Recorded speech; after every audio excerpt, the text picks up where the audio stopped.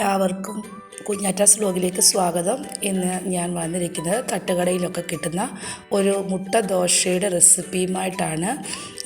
ഇത് സ്കൂൾ വിട്ട് വരുമ്പോൾ കുഞ്ഞുങ്ങൾക്ക് ഉണ്ടാക്കി കൊടുക്കാം. രാവിലെ ബ്രേക്ക്ഫാസ്റ്റായിട്ട് നമുക്ക് ഇത് ഉണ്ടാക്കിയെടുക്കാവുന്നതാണ്.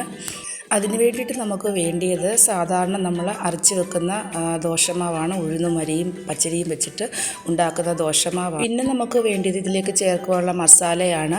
അതിന് വേണ്ടിയിട്ട് ഞാൻ ഒരു 2 സവാള ചെറുതായിട്ട് അരിഞ്ഞെടുത്തിട്ടുണ്ട്, ഒരു ക്യാപ്സിക്കം, തക്കാളി വേണമെങ്കിൽ നമുക്ക് ഇതിനകത്ത് ചേർക്കാം. നിങ്ങൾക്ക് വേണ്ട പച്ചക്കറികളൊക്കെ ഇതിനകത്ത് ചേർക്കാം.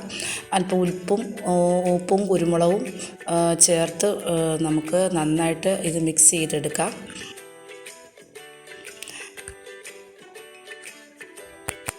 ഇതുപോലെ മിക്സ് ചെയ്ത് എടുത്ത ശേഷം ഒരു പാന് അടുപ്പത്ത് വെച്ച് ചൂടാകുമ്പോൾ അതിലേക്ക് അല്പം എണ്ണ തടവിയ ശേഷം സാധാരണ നമ്മൾ അരച്ച് വെച്ചിരിക്കുന്ന ദോശമാവ് അതിലേക്ക് ഒഴിച്ച് നന്നായിട്ട് വളരെ നൈസായിട്ട് പരത്തിയെടുക്കുക.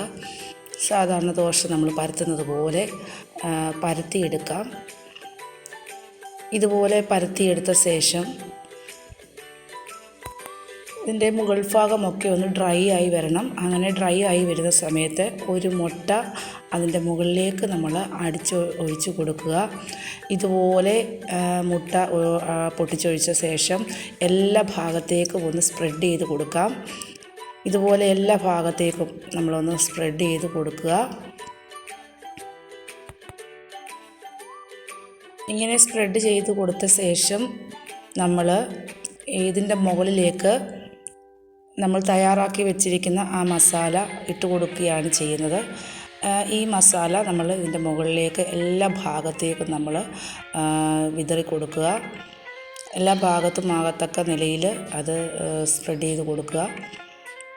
ഇങ്ങനെ എല്ലാ ഭാഗത്തേക്കും ഈ മസാലകൾ വെച്ച് കൊടുത്ത ശേഷം ഇതിൻ്റെ ഈ ദോശയൊന്ന് മുരിഞ്ഞ് വരുമ്പോൾ ഇതുപോലെ ഒന്ന് മടക്കി എടുക്കുക. ഇങ്ങനെയൊന്ന് മടക്കിയെടുത്ത് അതിൻ്റെ ഉള്ളിലുള്ള മുട്ടയും ആ മസാലയൊക്കെ അപ്പോൾ തന്നെ അത് വെന്തിട്ടുണ്ടാവും. ഇത് ഒരു കറിയോ ഒന്നും ഇതിന് ആവശ്യമില്ല. നമുക്ക് രാവിലെ കുഞ്ഞുങ്ങളൊക്കെ സ്കൂളിൽ പോകുമ്പോഴാണെങ്കിലും ജോലിക്ക് പോകുമ്പോഴാണെങ്കിലും പെട്ടെന്ന് നമുക്ക് കറിയും കൂട്ടാനും ഒന്നും ഉണ്ടാക്കാൻ നിൽക്കേണ്ട ആവശ്യമില്ല. ഇതുപോലെ ചെയ്യുകയാണെങ്കിൽ വളരെ ഹെൽത്തി ആയിട്ടുള്ള ഒരു മുട്ട ദോശ നമുക്ക് ഉണ്ടാക്കി എടുക്കാവുന്നതാണ്. വളരെ ഹെൽത്തി ആയിട്ടുള്ള ഒരു ദോശ നമുക്ക് കഴിക്കാൻ പറ്റുന്നതാണ്.